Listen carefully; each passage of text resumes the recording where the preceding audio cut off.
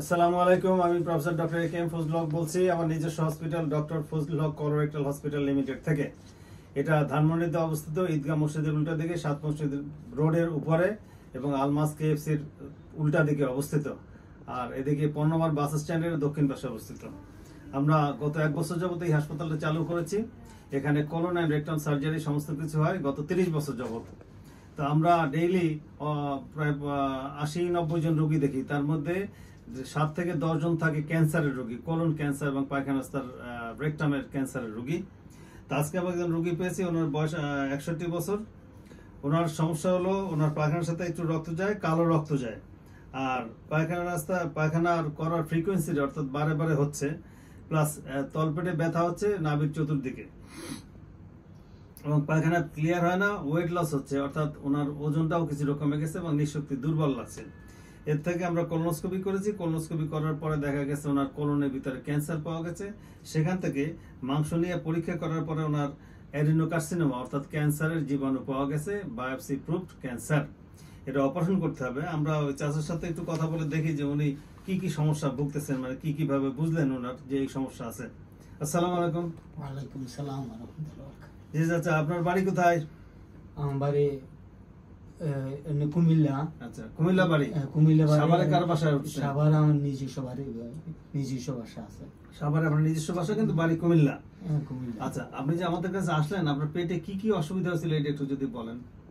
যে আমার পেটে আমি খাইলেও পেটে ব্যথা হয়, না আচ্ছা, খাইলেও পেটে ব্যথা হয়। খাইলেও পেটে ব্যথা হয়, না খাইলেও পেটে ব্যথা হয়। নাভির কোন দিকে ব্যথাটা?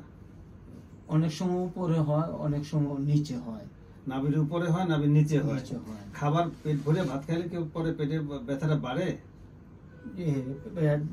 পেট ভরে ভাত খেলে হ্যাঁ। পেটের নাভির উপরে ব্যথা হয়। ব্যথা হয়। হ্যাঁ। আচ্ছা, পায়খানা এভারেজ কয়বার হতো আগে, এখন কি সেই একই রকম হচ্ছে?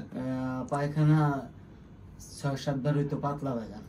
পাতলা পায়খানা হতো। পাতলা পায়খানা। আচ্ছা, পেটের ভিতরে যে মানে ঢেউর মতো গইর পারে কিছু টের পান? হাতে কিছু লাগে যে কোনো মাংস বা চাকা পেটের ভিতরে নড়াচড়া করছে, এমন কিছু লাগে আপনার? না না, এরকম এটা লাগে না। এটা লাগে না। আপনার শরীরের ওই ওজন কি রকম, একই অবস্থা আছে না কমতেছে? ওজন কমে গেছিল। প্রথম 60 কেজি হয়েছিল, এরপরে মাপছিলাম, এরপরে 62 কেজি হয়েছে। কিন্তু আগে ছিল 72 কেজি। আচ্ছা, আপনার শরীরের যে শক্তি দুর্বলতা এইটা কেমন? দুর্বল লাগে, নিঃশক্তি লাগে না স্বাভাবিক? নিঃশক্তি হয়ে গেছে। কবে থেকে সেটা? এটা আজকে 3-4 মাস। 3-4 মাস। জি। আর আপনার পেটে ব্যথা কতদিন যাবত? এই 3-4 মাস। তাহলে আপনার সম্মানিত দর্শক শ্রোতা, আপনারা জানলেন যে ওনার বয়স হলো 61 বছর। আপনার ছেলে মেয়ে আছে? জি। কয়জন? 3 মেয়ে। 3 মেয়ে। বয়স কত? বড় মেয়ে 25 বছর হবে আর কি। হ্যাঁ। তাহলে আমি আপনাকে বলবো, আপনার মলদ্বারের ভিতরে কোলোনোস্কোপি করে ক্যান্সার পাওয়া গেছে, কোলন ক্যান্সার। জি। এক্ষেত্রে কোলন ক্যান্সার যদি আপনার হয়, তা আপনার সন্তান যারা আছে 3 মেয়ে, তাদের কিন্তু ভবিষ্যতে হওয়ার সম্ভাবনা আছে। কথাটা বুঝেন, সম্ভাবনা। কখন থেকে সম্ভাবনা? এই 25-30 বছর বয়সের পরে সম্ভাবনা আস্তে আস্তে বয়সের সাথে সাথে বাড়তে থাকবে। বয়স যত বেশি হবে তো ক্যান্সার হওয়ার সম্ভাবনা বেশি। আপনার 61 বছর বয়স হয়েছে, জি। আপনার ছেলে মেয়ে যারা আছে তাদেরও দেখবেন যে এরকম কিছু হওয়ার সম্ভাবনা আছে। তো তাদের সবার একবার কোলোনোস্কোপি করায় নেবেন। কোলোনোস্কোপি করে নেওয়ার পরে 5 বছর পর পর আবার তাকে কোলোনোস্কোপি করতে হবে। কোলোনোস্কোপি করলে তাদের কোলনের ভিতরে পলিপ হবে, ছোট্ট আঙ্গুর ফলের মতো টিউমার হবে। ওইটা হওয়া অবস্থায় যদি আমরা ধরতে পারি, সাথে সাথে আমরা কোলোনোস্কোপির মাধ্যমে ওই পলিপটা, ছোট্ট আঙ্গুর ফলের মতো যে টিউমারটা হবে, ওটা কেটে ফেলতে পারি। জিন্দেগিতে আপনার সন্তান আর কোনদিন ক্যান্সারে ভুগবে না। আপনারও 40 বছর বা 50 বছর হয়ে যাওয়ার পরে যদি কোলোনোস্কোপি একটা করে নিতেন, তাহলে কিন্তু আমরা পলিপ পেতাম। সেই পলিপটা কেটে ফেললে আপনার ক্যান্সার হতো না।